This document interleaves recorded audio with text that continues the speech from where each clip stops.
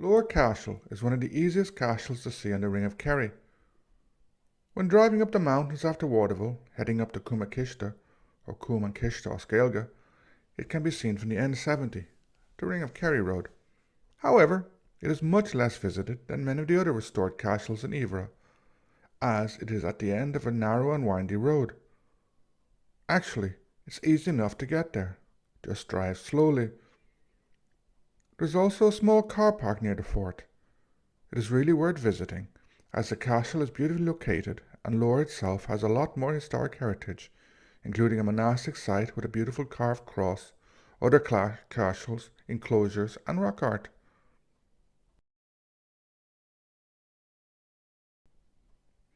Lower Cashel, or Cahir and Loher, is located on the bottom slopes of Franaria Mountain overlooking Ballinaskellig's Bay. Indeed, on a sunny day, the view both of the bay itself and of the surrounding mountains is breathtaking. Like several of the Kerry cashels, it has been excavated and restored.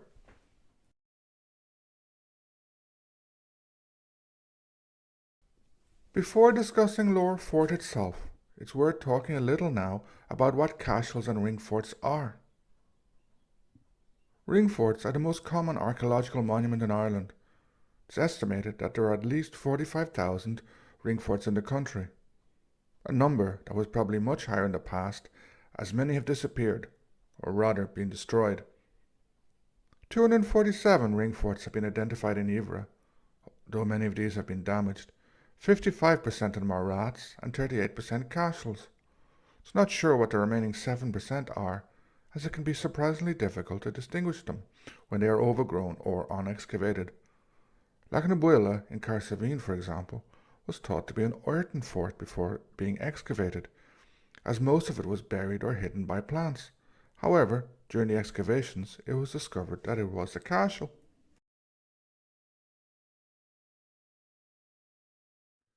It's quite easy to distinguish between cashels and rats.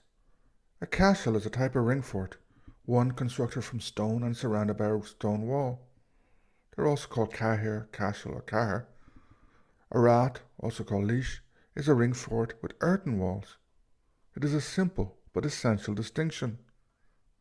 Quite often the availability of stone in a large enough quantity is what determined that this material will be used in the construction of the ringfort. Most ringforts are circular or oval.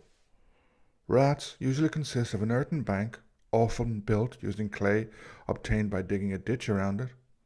In South Kerry, cashels usually do not have a ditch around them. They also tend to be located at the western end of the peninsula due to the availability of stone. Elsewhere in Iveragh, rats dominate. Perhaps surprisingly, cashels in Iveragh, and indeed elsewhere, tend to be slightly smaller than rats. Probably this is because using earth as the basic building material allows larger walls to be built.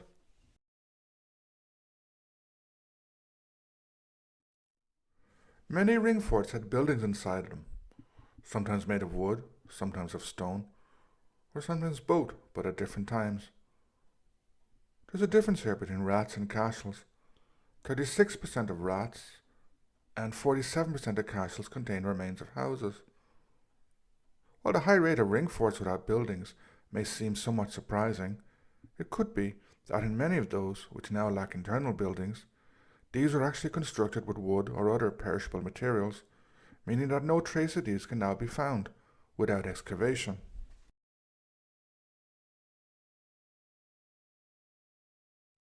Some scholars argue that the name Ringfort is a misnomer, as they did not have a military purpose and were not forts. Rather, they were homesteads, probably occupied by extended families. However, at the same time, they were defensible, and the stone or earth walls certainly acted as a type of fortification. While this would not have been enough to hold off a large force, it was probably enough for the most common type of fighting in Ireland when they were built, namely low-intensity cattle raiding. A stone wall, or an earth wall and ditch, would have presented a group of lightly armed raiders with a formidable obstacle, especially if there was a wooden palisade on top. Moreover, if there were a few ringforts in the area, as was very common, a strong, in-depth defence could exist. Most ring forts would have been a single farmstead. In other words, they are occupied by a single extended family, which would have been largely self-sufficient, based on the raising of animals, especially cattle, perhaps with some dairy. In some ring forts, crops would have been grown, notably oats. However, in Loher there does not seem to be any evidence of this. Certainly there are no ridge lines near it, though there are some enclosures nearby. In some ring forts, metal and textile production also occurred.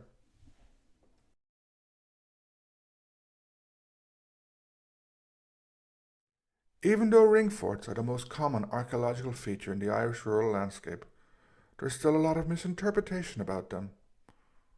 Recent important research into ring forts, notably the work of Matthew Stout, has resulted in a better understanding of their relationship with Gaelic society. It's useful to talk a little about this. First, although many believe they go back to the beginnings of Irish history, to the Neolithic period or even before, they actually date from the early Christian period, primarily between the 5th and 10th centuries AD. Second, while they are often looked at as individual ring forts, they existed in networks of forts, monastic settlements, and other constructions.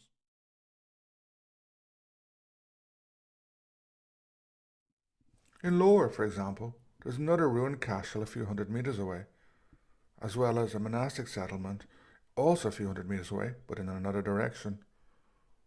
There may have been more rats or cashels nearby, as, unfortunately, large numbers of them have been destroyed since the 19th century. Using documentary sources, Stout advances a model for ringfort distribution, with a high-status ringfort occupied by a high-ranking lord, such as an Iveragh, surrounded by ringforts held by individuals of lower status. Some of these ringforts may have been leased to O'Cara, the lowest type of free person in Gaelic society, one who did not have any land of their own. Others may have been held by a Boara, a type of free person with a small amount of land. In this network of ringforts, the one held by the Iveragh would have provided some sort of protection to the others.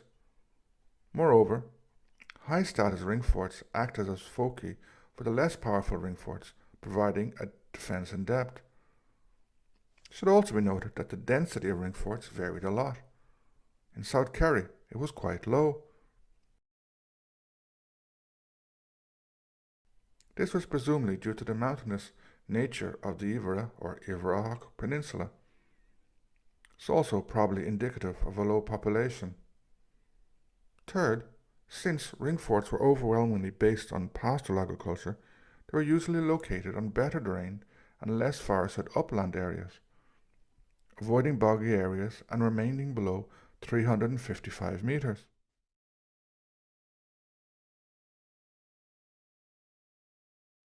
The emergence of ringforts seems to be associated with the rise of Christianity in Ireland, as well as other economic and social changes. While too often Gaelic society is presented as something that rarely changed, that was the same in 1500 AD as it was in 500 AD or 500 BC, like any society it underwent large transformations. Christianity was one such major change, but there were many others, including an expansion of agricultural activity and forest clearance. A new type of plough and a horizontal mill improved the productivity of agriculture and probably resulted in a population increase. It has been speculated that this led to the construction of many thousands of new ring forts. Thus, ring forts, Christianity, and improved agriculture led to a transformation of Irish society.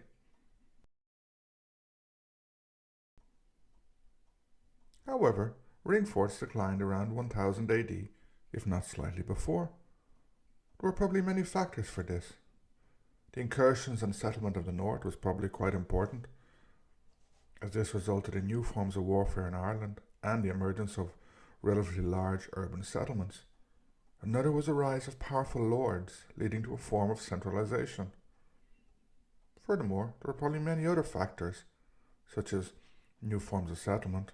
However, this is still an area of speculation for now.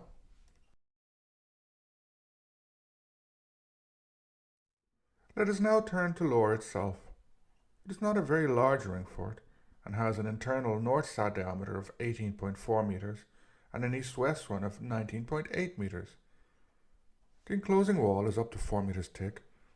Its height varies externally from 1 metre to 2.5 metres and internally from 2.5 metres to 3.3 metres. The difference in external height is explained by the fact that, like many cashels, it is built on a slope, though the internal area is flat. Soil is also built up on the east side. It is entered through a passage 1.7 metres high, 4 metres long, and 1.35 metres wide. Its walls are terraced and can be climbed by 7 sets of steps that are set into the wall. There are also traces of a second terrace in part of the north wall. However, this may not have covered the entire ringfort. Inside the fort are the remains of 2 dry stone houses, one circular and the other rectangular. It appears that the circular house is older than the rectangular one and has a diameter of 6.6 metres. Its remaining wall is around 1.3 metres high, and its entrance is a little less than a metre wide. On the other hand, the rectangular house measures 7.55 metres by 6.3 metres. Its walls have an average height of 1.2 metres, and its entrance is also around a metre wide. From here, a paved pathway runs to the cashel entrance. Interestingly, the rectangular house is newer than the circular one, which in turn is built on at least 2 older structures. These previous structures were a circular stone building and a wooden structure constructed from driven stakes. Once again, the replacement of older buildings is something common in ringforts, and indeed in many historic structures, which go through different forms of use and are transformed, adapted, or rebuilt over time. Inside the circular building is the entrance to a souterrain, a type of underground passage. This entrance is 1.1 metres by 1.3 metres and gives access to a dry stone lintel passage which is around a metre high. It runs east-west for 3 metres, then turns to the north for another few metres. It's interesting to discuss here the use of souterrains.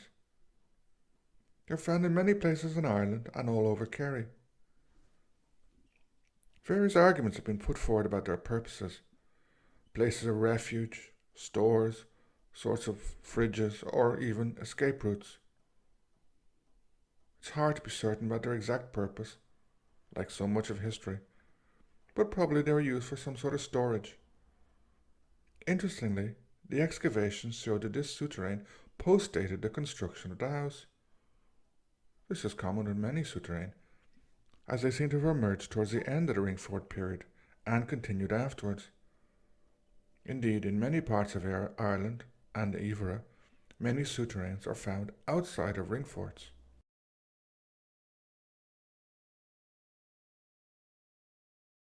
Something that is perhaps unique about Loher is the presence of rock art in and around the cashel. One of the boulders that is part of the outside wall of the cashel is inscribed with a circular cup mark. Moreover, since restoration work was not carried out on this part of the cashel, this boulder is probably original to the ringfort. However, it is possible that this art may predate the cashel, as there are several other examples of rock art nearby. 6 metres away is a panel with various carvings, including cup marks and cup and ring motifs.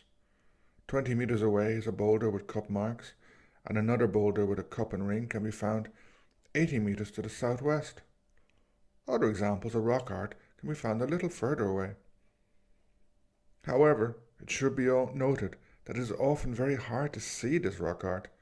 It requires a specific type of light and is often best seen at night with a torch.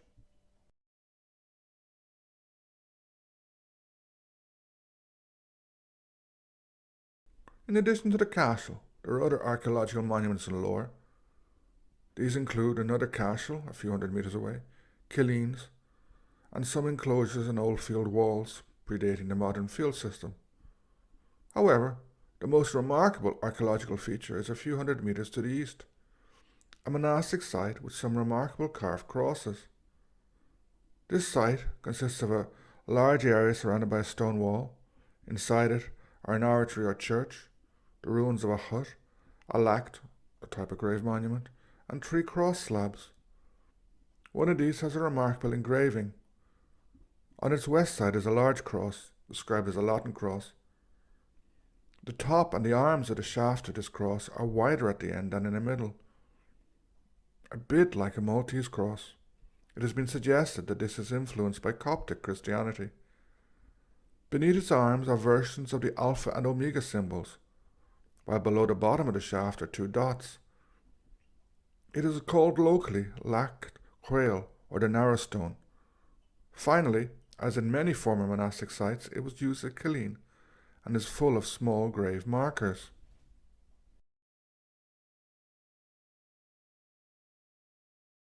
Lower Cashel may be off the beaten track, but it is really worth visiting. There are many reasons for this. The cashel itself, the rock art, the nearby monastic site, which I'll be making a video about soon, and the area itself.